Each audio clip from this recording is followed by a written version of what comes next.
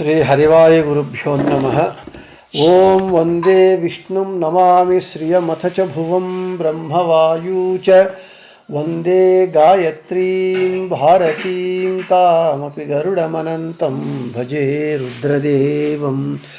దేవీం వందే సుపర్ణీమహిపతిదయితాం వారుణీమప్యుమాం తాం ఇంద్రాదీన్ కామముఖ్యానపి సకలసురాన్ తద్గురూన్మద్గురూంశ్చ అభ్రమం భంగరహితం అజడం విమలం సదా ఆనందతీర్థమతులం భజే తాపత్రయాపహం.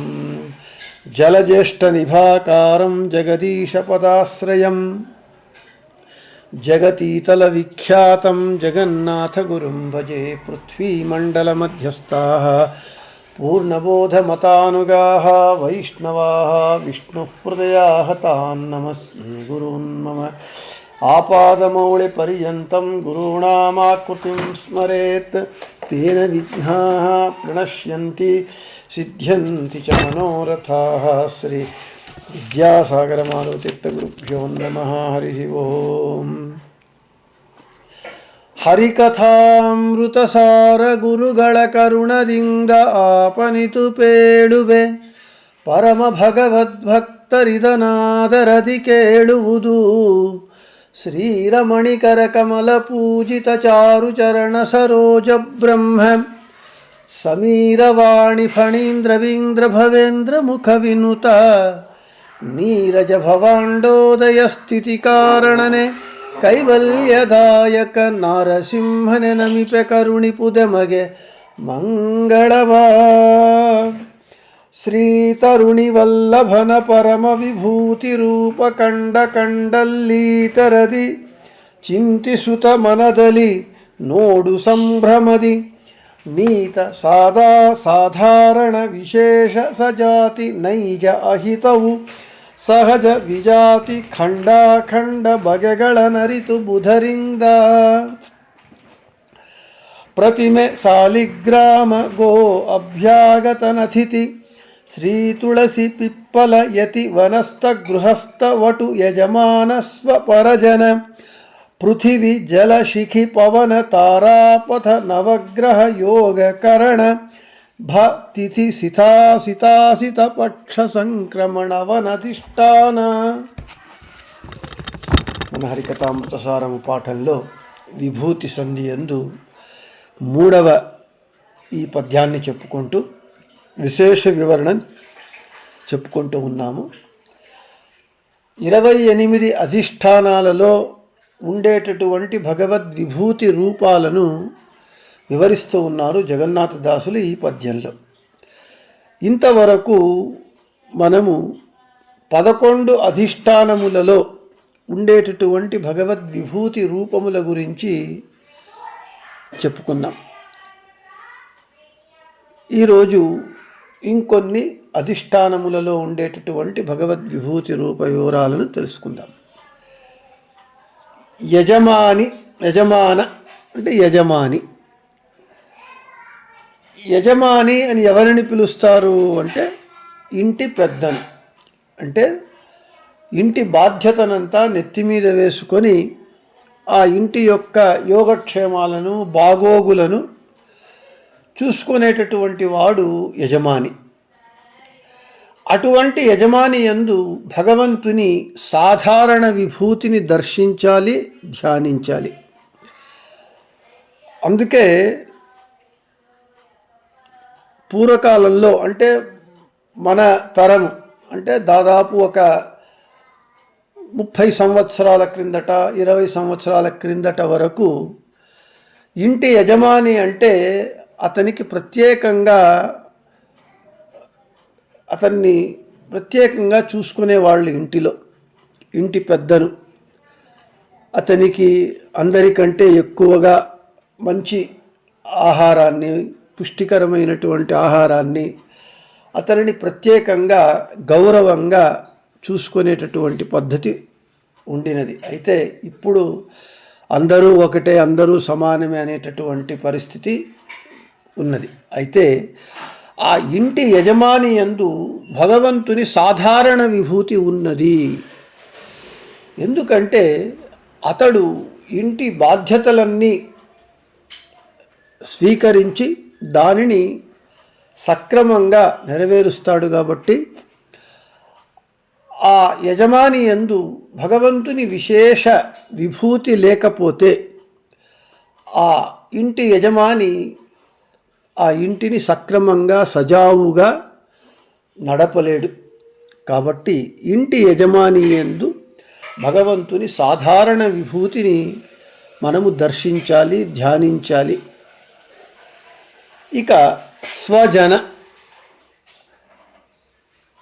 ఒక ఇంటి యజమానిగా అతడు చేసేటటువంటి సత్కార్యములకు చేదోడు వాదోడుగా ఉండేటటువంటి పత్ని, పుత్రాదులు, బంధువులు మొదలైనటువంటి వారు స్వజనులు. ప్రతి ఒక్కరికి తనవారు పరవారు అనేటటువంటి వాళ్ళు ఖచ్చితంగా ఉంటారు. ఒకడు ఇంటి యజమానిగా ఉన్నప్పుడు ఆ ఇంటిలో ఉండేటటువంటి సభ్యులు, భార్య, పుత్రులు, బంధువులు, అన్నతమ్ములు, అక్క చెల్లెళ్ళు, వీళ్ళందరూ కూడా అతని స్వజనులు. ఆపదలందు, దుఃఖమునందు, కష్టమునందు మనవారే స్వజనులే ఆదుకుంటారు, కానీ పరజనులు ఆదుకోరు. అందుకే ఇంగ్లీష్లో ఒక మాట ఉన్నది, blood is thicker than water అని. ఎంతైనా రక్త సంబంధము రక్త సంబంధమే. వీళ్ళు ఈ ఇంటి యజమాని చేసేటటువంటి సత్కార్యములకు సహకారిగా ఉంటారు, సహకరిస్తూ ఉంటారు ఈ స్వజనులు. ఒక అర్థమైతే ఇంకొక అర్థం ఏమిటి అని అంటే, స్వతంత్ర్యాత్ స్వః పరమాత్మా తస్మిన్ పరాః ఆసక్తాః స్వపరాః. ఇక స్వజనులు అంటే ఆధ్యాత్మిక అర్థం ఏమిటి అని అంటే, స్వ అంటే భగవంతుడు అని అర్థం. భగవంతుడు సర్వశబ్ద వాచ్యుడు. స్వ అనేటటువంటిది భగవంతుని పేరు. భగవంతుడు సర్వతంత్ర స్వతంత్రుడు. అటువంటి సర్వతంత్ర స్వతంత్రుడైనటువంటి భగవంతుని యందు భార్యాపుత్రులు, బంధువులు భక్తి కలిగిన వారైతే వారు స్వజనులు. స్వజనులు అంటే ఇంతకుముందు మనము లౌకికార్థం చెప్పుకున్నాం, భార్యాపుత్రులు, బంధువులు అని. అయితే నిజమైనటువంటి స్వజనులు ఎవరు అంటే, స్వనామక స్వశబ్దవాచ్యుడైనటువంటి భగవంతుని యందు భక్తి కలిగినటువంటి ఎవరైనా స్వజనులే. అందులోనూ భార్యాపుత్రులు, బంధువులు భగవంతుని యందు భక్తి కలిగినటువంటి వారై భగవద్భక్తులైతే వాళ్ళు స్వజనులు. అటువంటి స్వజనుల యందు భగవంతుని సాధారణ విభూతి ఉంటుంది. అటువంటి వారిలో భగవంతుని సాధారణ విభూతిని దర్శించాలి, ధ్యానించాలి. ఇంకా ఒక అడుగు ముందుకు వేసి చెప్పాలి అని అంటే, భార్యాపుత్రులు, బంధువులు మనవారే అయినా వారు భగవద్భక్తులు కాకపోతే, భగవద్వేషులైతే వారిని స్వజనులుగా పరిగణించకూడదు అని చెబుతూ ఉన్నారు. స్వజనులు అంటే ముఖ్యార్థంలో ఎవరయ్యానంటే, ఎవరైతే మనతో పాటుగా భగవద్భక్తులై ఉంటారో వాళ్ళందరూ స్వజనులే. అందులోనూ భార్యాపుత్రులు కూడా భగవద్భక్తులైతే ఇంకా శ్రేష్టము. కాబట్టి ఇటువంటి స్వజనుల యందు భగవంతుని సాధారణ విభూతిని దర్శించాలి అని చెబుతూ ఉన్నారు. ఇక పరజన, పరులు అంటే దేహ సంబంధము లేకపోయినా, అంటే రక్త సంబంధము లేకపోయినా మనం చేసేటటువంటి సత్కార్యములందు మనకు సహకారులుగా మరియు చేదోడు వాదోడుగా ఉండేటటువంటి మన హితైషులు, స్నేహితులు, వీళ్ళు పరజనులు. వీళ్ళు పరులైన, మనతో దేహ సంబంధము లేకపోయినా వీరు మన స్వజనుల కంటే ఎక్కువగా వీరు మనకు సహకారం అందిస్తారు. అందుకే స్నేహము, స్నేహితుడు అంటే ఏమి అంటే ఇంగ్లీష్లో చెబుతారు, a friend in need is indeed a friend అని. ఎవడైతే మన అవసరాలందు వచ్చి ఆదుకుంటాడో, సహాయం చేస్తాడో వాడే నిజమైనటువంటి స్నేహితుడు. స్నేహితుడు అంటే అది అర్థం.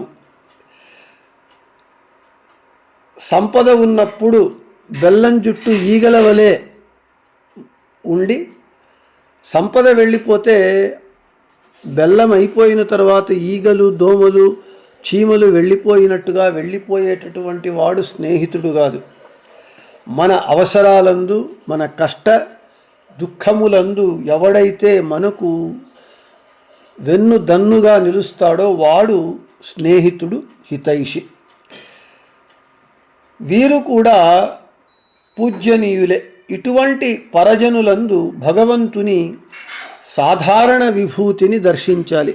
ఇటువంటి వారి యందు భగవంతుని సాధారణ విభూతి ఉంటుంది. ఆ సాధారణ విభూతిని దర్శించి ధ్యానించాలి పరజనులందు. ఇక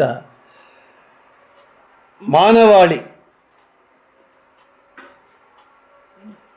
జీవనాన్ని సాగించాలి అని అంటే మనకు పంచభూతములు ఉండాలి. పంచభూతములు లేకపోతే మన జీవనము ఒక్క క్షణము కూడా సాగదు. అవే పృథ్వప్తేజో వాయురాకాశములు. ఈ పంచభూతములందు ఏ ఏ భగవద్విభూతి రూపములున్నాయి అనేటటువంటి విషయాన్ని చెబుతూ ఉన్నారు. పృథ్వీ అంటే భూమి, సమస్త జీవరాశికి ఈ జగత్తు. ఈ జగత్ అంటే ఏమిటి? చరాచరాత్మకమైనటువంటిది, చేతనాచేతనాత్మకమైనటువంటిది. చేతనమైనటువంటి జీవరాశి అచేతనమైనటువంటి జడ పదార్థములకు ఆశ్రయభూతమైనటువంటిది. ఈ చేతన అచేతన పదార్థాలకు ఆశ్రయమైనటువంటిది ఏది అని అంటే పంచభూతములలో ఒకటైనటువంటిది భూమి. ఈ భూమిపై మనమందరూ నివసిస్తూ ఉన్నాం. భూమి లేకపోతే మనము మన అస్తిత్వాన్ని, మనము ఉండటాన్ని కూడా మనము ఊహించుకోలేం. అందుకే భూకంపము అని అంటారు. కాళ్ళ కింద భూమి కంపిస్తే మనము భూస్థాపితమైపోతాము. మన అస్తిత్వం ఉండాలి, మనం జీవించాలి, ఉండాలి, మనకు ఆశ్రయం కావాలి అంటే పంచభూతములలో ఒకటైనటువంటి భూమి మనకు అత్యావశ్యకము. ఈ భూమిపై మనం జీవులందరూ ఉన్నాము, జీవరాశి ఉన్నది. అంతేకాకుండా జడ పదార్థములైనటువంటి అన్ని రాళ్ళు, రప్పలు అన్నీ ఉన్నాయి. ప్రసిద్ధ పుణ్యక్షేత్రాలు, తీర్థములు, నదులు, సముద్రాలు అన్నీ ఉన్నాయి. వీటన్నింటికి ఆశ్రయభూతమైనటువంటిది పృథివీ. ఇటువంటి పృథివీ యందు, భూమి యందు భగవంతుని అఖండ విభూతి రూపం ఉంటుంది. అంటే భగవంతుని అఖండ విభూతి రూపము ఈ భూమి యందు ఉండటం చేతనే మనమందరూ సుభద్రంగా, క్షేమంగా ఈ భూమి మీద మనము నివసిస్తూ ఉన్నాం. ఇటువంటి పృథ్వీ యందు, భూమి యందు భగవంతుని అఖండ విభూతిని మనము దర్శించాలి. ఈ భూమిని ఎవరు మోస్తున్నారు? ఈ భూమి జడ పదార్థము. జడ పదార్థము తనకు తానుగా ఏ పని చెయ్యజాలదు, చెయ్యదు. అయితే ఈ భూమిని ఎవరు మోస్తూ ఉన్నారు అని అంటే, మనము అణువు పరమాణువు అని చెప్పుకుంటాం. అణువైనా పరమాణువైనా శాస్త్రీయంగా సైన్స్ పరంగా అణువైనా పరమాణువైనా అది జడ పదార్థమే, తనకు తానుగా ఏది పని చెయ్యదు. అటువంటప్పుడు ఈ భూమిని ఎవరు మోస్తున్నారు అని అంటే ఆదిశేషుడు. ఆదిశేషుడు 1000 పడగలు కలిగి ఉండి ఆ 1000 పడగలలో ఒక్క పడగ పైన ఈ భూమిని మోస్తూ ఉన్నాడట, సునాయాసంగా, అనాయాసంగా. ఏ విధంగా అంటే, మన నెత్తి మీద మనం ఒక ఆవాల గింజను మనము ఎంత సుఖంగా అప్రయత్నంగా కష్టం లేకుండా మన నెత్తి మీద మనము ఒక ఆవాల గింజను మోస్తామో, అదేవిధంగా ఆదిశేషుడు తన 1000 పడగలలో ఒక పడగ మీద ఈ భూమిని ఒక ఆవగింజ వలె మోస్తున్నాడట. ఆదిశేషుడు సర్వతంత్ర స్వతంత్రుడా? వాడే స్వతంత్రంగా ఆదిశేషుడే భూమిని మోయగలడా అనంటే మోయలేడు. ఆ ఆదిశేషుని అంతర్గతుడై, భారతీపతి అంతర్గతుడైనటువంటి సంకర్షణ రూపి భగవంతుడు ఈ భూమిని మోస్తూ ఉన్నాడు. కాబట్టి ఈ భూమి మనకందరికీ ఆశ్రయభూతమై ఉంటూ ఉన్నటువంటి పంచభూతములలో ఒకటైన ఈ భూమి యందు భగవంతుని అఖండ విభూతిని దర్శించాలి, ధ్యానించాలి. అందుకే మనము ఒక ఇల్లు కట్టాలి అన్నప్పుడు భూమి పూజని చేస్తాం. శంకుస్థాపన చేసేటప్పుడు, పునాది వేసేటప్పుడు భూమి పూజను చేస్తాం. ఎందుకయ్యానంటే, భూమిని మనము తవ్వుతాము, అన్నీ చేస్తాం. అటువంటప్పుడు ఆ భూమాతకు, ఆ భూమాత అంతర్గతుడైనటువంటి భగవంతుణ్ణి పూజ చేసి, స్వామి నేను భూమిని తవ్వుతాను, ఇంకా నానా విధాలుగా హింసించటం జరుగుతుంది. అది జడ పదార్థమని మనం భావించటం లేదు. ఆ భూమికి అభిమాని దేవత భూమాత, ఆమె అంతర్గతుడైనటువంటి భగవంతుడు అనేటటువంటి అనుసంధానముతో ఇల్లు కట్టేటప్పుడు పునాది వేసేదానికి ముందుగా భూమి పూజ, శంకుస్థాపన చేస్తాం కదా, ఆ ఉద్దేశమే అది. భూమి పూజించటం, భూమిని ఒక దేవతగా, భూమి జడ పదార్థము కాదు, జడ పదార్థమైన ఆ అభిమాని దేవతను మనం భూమికి చేసేటటువంటి అపచారాలకు పశ్చాత్తాపపడుతూ ప్రాయశ్చిత్త రూపంగా భూమిని చేసి ఈ భవనాన్ని సుభద్రంగా కాపాడమని ప్రార్థించటమే భూమి పూజ. మన హైందవ సంప్రదాయము ఎంత బలంగా, ఎంత శాస్త్రీయంగా ఉంటుంది అంటే, ఈ భూమి పూజ ఇల్లు కట్టేటప్పుడు చెయ్యటమే దానికి నిదర్శనం. ఎందుకు? ఆ భూమి యందు భగవంతుని అఖండ విభూతి ఉండటం చేత. ఈ విధంగా పంచభూతములలో ఒకటైనటువంటి భూమి యందు భగవంతుని అఖండ విభూతి రూపాన్ని దర్శించాలి, ధ్యానించాలి.